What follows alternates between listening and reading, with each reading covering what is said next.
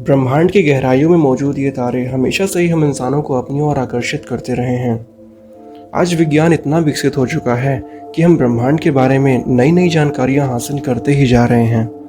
लेकिन अंतरिक्ष की इन गहराइयों में झांकने की शुरुआत कैसे हुई?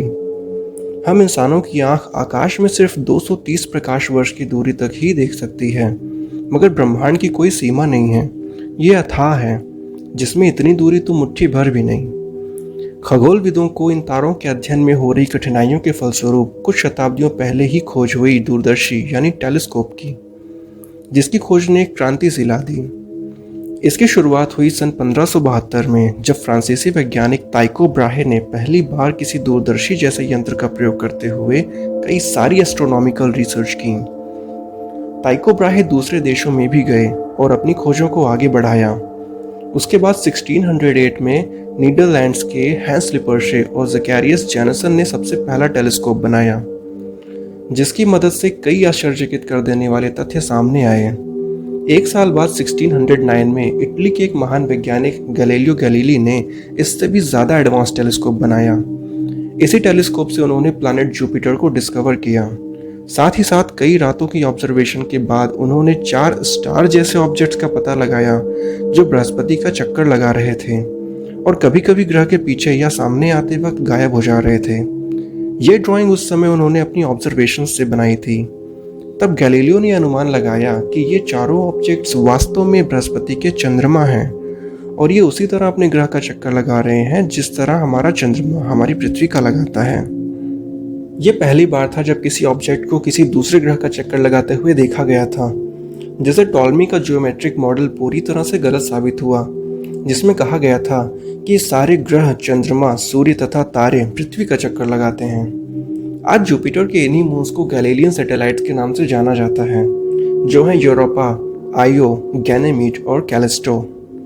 गैलीलियो ने ही सबसे पहले बताया कि पृथ्वी गोल है और इसके साथ साथ सभी ग्रह सूर्य का चक्कर लगाते हैं। हालांकि उस समय उनकी इस चमत्कारी खोज को सम्मान देने के बजाय वहां के एक राजा ने उन्हें मौत की सजा सुना दी। बाद में अपने कुछ सहयोगियों के अनुरोध के बाद राजा ने उनकी सजा को कम तो किया, लेकिन गैलीलियो को अपने दरबार में बुलाकर जबरदस्ती ये बात स्वीकार करवाई कि पृथ्वी सपाट है और ये चांद, तारे, यहाँ तक कि पूरा ब्रह्मांड पृथ्वी का चक्कर लगा रहे हैं। गैलीलियो को यह बात स्वीकार करते हुए कितनी ज्यादा तकलीफ हुई होगी, इस बात को सिर्फ कोई वैज्ञानिक ही समझ सकता है। गैलीलियो ने ही मंगल और बृहस्पति के बीच एस्टेरॉयड बेल्ट की खोज की थी। इसके बाद 1668 में मैथमेटिशियन, फिजिसिस्ट और एस्ट्रोनॉमर आइजैक न्यूटन ने एक रिफ्लेक्टिव टेलीस्कोप बनाया, जिसकी मदद से कुछ ज़्यादा ही जानकारियाँ मिलने लगी थी। 1733 में एक्रोमेटिक लेंस की खोज ने टेलीस्कोप्स को और ज़्यादा छोटा और ज़्यादा एडवांस बना दिया।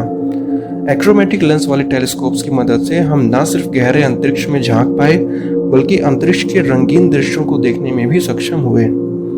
फिर 1857 में सिल्वर कोटेड ग्लास मिरर की खोज हुई, जिससे टेलीस्कोप्स को और इम्प्रूव किया गया। लेकिन ब्रह्मांड के बारे में और ज़्यादा जानने की वैज्ञानिकों की क्यूरोसिटी बढ़ती गई, जिससे टेलीस्कोप्स को ज़्यादा से ज़्यादा डेवलप किया गया। लेकिन फिर भी बात नहीं बनी। तब 1920 में एक American astronomer Edwin Powell Hubble ने एक ऐसा रिवॉल्यूशनरी टेलीस्कोप बनाया जिससे हम गहरे अंतरिक्ष के रहस्यों को जान पाए। इन्हीं के सम्मान में इसका नाम हबल टेलीस्कोप पड़ा। एडविन ने बताया कि ऐसी बहुत सी चीज़ें जिन्हें हम डस्ट के क्लाउड्स या नेबुला समझते थे, वास्तव में वो मिल्की वे के बाहर की दूसरी गैलेक्सियां हैं और हमारा यूनिवर्स हमारी सोच से कहीं ज़्यादा बड़ा है, जो लगातार और भी बड़ा होता जा रहा है। अभी तक के ये सारे टेलीस्कोप्स लाइट के रिफ्लेक्शन के मेथड पर काम करते थे। इनकी लंबाई और चौड़ाई 40 × 39 इंचेस की होती थी। टेलीस्कोप्स के लेंसेज की साइज में एकदम से बढ़ोतरी तब हुई जब 1960 में यूएस के हवाई आइलैंड पर स्थित मोना की ऑब्जर्वेटरीज में अब तक का सबसे बड़ा लेंस लगाने की शुरुआत हुई, जिसे 1990 तक कैलिफोर्निया यूनिवर्सिटी के साइंटिस्ट ने पूरा किया। यही आज केक ऑब्जर्वेटरीज के नाम से पूरी दुनिया में विख्यात है। ये जुड़वा telescopes Keck 1 and Keck 2 world के largest optical and infrared telescopes हैं। इन दोनों में 32 फीट डायमीटर के लेंस लगे हुए हैं। इसके अलावा इसी आइलैंड पर अमेरिकन एस्ट्रोनॉमर्स ने जेमिनी टेलीस्कोप और जापानीज एस्ट्रोनॉमर्स ने सुबारू टेलीस्कोप स्थापित किया है। इन सभी ने मिलकर अंतरिक्ष के कई रहस्यों से पर्दा उठाया है, नए नए सौरमंडलों, तारों और ग्रहों की खोज की है। हमारे ही सूर्य का चक्कर लगाने वाले एरिस और हाउमिया जैसे ग्रह, जिनका आकार लगभग प्लूटो के बराबर है, इन टेलीस्कोपों की मदद से ही ढूंढे जा सके हैं।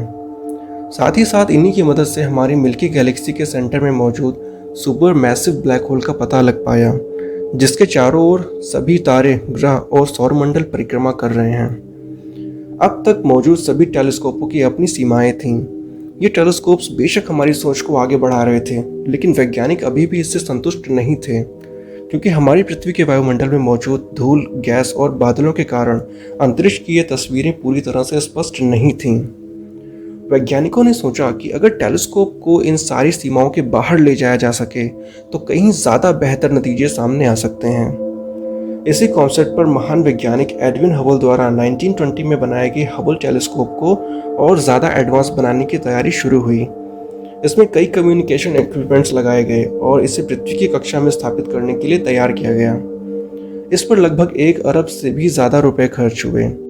24 अप्रैल 1990 को डिस्कवरी के लॉन्चिंग पैड ने इस टेलीस्कोप को धरती की सतह से 608 किलोमीटर की ऊंचाई पर पृथ्वी की कक्षा में स्थापित किया। लॉन्च के बाद इस टेलीस्कोप ने जो पहली तस्वीरें भेजी, उन्हें देखकर वैज्ञानिकों के तो चेहरे खिल उठे, लेकिन ये तस्वीरें उतनी साफ नहीं थीं। इनमें सिर्फ 2 ही तारे दिख रहे थे, मतलब कुछ न कुछ गड़बड़ जरूर थी। जांच करने पर पता चला कि ये टेलीस्कोप फोकस के बाहर की तस्वीरें ले रहा था। इसमें लगे कॉनकेव लेंस यानी कि अवतल लेंस में स्टैंडर्ड लेवल से 2 माइक्रोन का फर्क था। वैसे डिफरेंस तो बहुत ही कम था, लेकिन ऑप्टिक्स में इतना छोटा अंतर भी आपका पूरा काम बिगाड़ सकता है। इसमें यूज किया गया एक वॉल्व गलत तरीके से लगा था, जिससे पूरा टेलीस्कोप हिल रहा था। साथ ही साथ इसके सोलर पैनल्स भी हिल रहे थे। हालांकि इसने जो तस्वीरें भेजी थीं, उन्हें कंप्यूटर की मदद से कुछ हद तक साफ तो किया गया, लेकिन वो उद्देश्य कैसे पूरा होता जिसके लिए इसे स्पेस में लॉन्च किया गया था। इन खामियों को दूर करने के लिए अंतरिक्ष यात्रियों का एक छोटा सा दल भेजा गया, जिनका काम था पृथ्वी की कक्षा में ही जाकर इन कमियों को दूर करना। लगभग 11 दिनों तक अंतरिक्ष की मुश्किलों का सामना करते हुए उस दल ने टेलीस्कोप को ठीक से काम करने के लिए तैयार कर दिया। अब इस टेलीस्कोप ने ऐसे चौंकाने वाले नतीजे दिए जिनकी हमने कल्पना भी नहीं की थी। कुदरत के नज़ारे अपने वास्तविक रूप में नजर आने लगे। इस टेलीस्कोप से हम ब्रह्मांड को इतना स्पष्ट रूप से देखने में सक्षम हुए कि अब ग्रहों के जन्म से लेकर तारों की मौत तक का सटीक वर्णन हम कर पाते हैं। इसी ने हमें मंगल ग्रह के मौसम, बादल व धूल के बारे में सही सही जानकारी दी। ये टेलीस्कोप किसी मालगाड़ी के तेल के डिब्बे जितना बड़ा है। इसमें 4 लाख पुर्जे लगे हैं तथा इसमें 41,600 किलोमीटर लंबी वायरिंग मौजूद है। तारों के टिमटिमाने की व्याख्या भी इसी टेलीस्कोप की मदद से की गई थी कि वे खुद नहीं टिमटिमाते, बल्कि हमारे वायुमंडल में मौजूद गैसों के कारण इनसे आने वाली लाइट रिफ्रैक्ट हो जाती है, जिससे ऐसा दिखाई पड़ता है।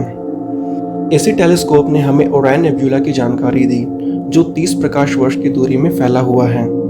इस नेब्यूला के अंदर कई तारों का जन्म हो रहा है।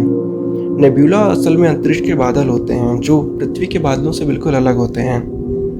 इसने कई धुंधली तस्वीरें भी भेजी हैं, जिनका अध्ययन करने पर पता चला कि तस्वीरों में रेत के कण के समान दिखने वाले प्रकाश के धब्बे वास्तव में 200 गैलेक्सियों का एक साथ सूक्ष्म दृश्य हैं। आपको शायद पता हो कि एक गैलेक्सी में माना जाता है कि खरबों सूर्य होते हैं, तो ऐसी 200 से भी अधिक गैलेक्सियों में कितने सूर्य होंगे और वे गैलेक्सियां हमसे कितनी ज़्यादा दूर होंगी कि मात्र एक कण के समान दिखाई पड़ती हैं। स्पेस टेलीस्कोप के अलावा पृथ्वी पर स्थित तमाम अंतरिक्ष केंद्रों में लगे हाईटेक टेलीस्कोप्स भी किसी से कम नहीं हैं। इन्होंने भी हमें अंतरिक्ष के कई चौंका देने वाले रहस्यों से रूबरू कराया है। हवाई आइलैंड पर लगे टेलीस्कोप्स के माध्यम से हम जान पाए कि हमारी पृथ्वी मिल्की गैलेक्सी के किसी छोर पर नहीं है, बल्कि हम खुद पूरी तरह से मिल्की गैलेक्सी के अंदर हैं। इसीलिए हमें ब्रह्मांड चारों तरफ से एक जैसा दिखाई पड़ता है। ब्रह्मांड की इन गहराइयों में छुपे रहस्यों को जानने की मानव की जिज्ञासा कभी खत्म नहीं होगी। ये ब्रह्मांड हमेशा से ही हमें अपनी ओर आकर्षित करता रहा है। इसमें जीवन देने वाले पृथ्वी जैसे ग्रह हैं, तो पलक झपकते ही हमारे अस्तित्व को मिटा देने वाले ब्लैक होल्स भी एग्जिस्ट करते हैं। इस चैनल पर यूनिवर्स और एक्स्ट्रा टेरेस्ट्रियल सिविलाइजेशन से जुड़े और भी ज़्यादा इंटरेस्टिंग वीडियोस जल्द ही आने वाले हैं, तो जल्दी से चैनल को सब्सक्राइब करके नोटिफिकेशन बेल को ऑन कर लीजिए, क्योंकि उन वीडियोस को आप शायद मिस नहीं करना चाहोगे। अगर ये वीडियो आपको इन्फॉर्मेटिव लगा हो तो अपने फ्रेंड्स के साथ इसे शेयर करना बिल्कुल भी मत भूलना। शेयर ज़रूर करना। मैं जल्दी मिलता हूँ आपसे नेक्स्ट वीडियो में। Till then, spread knowledge and be curious.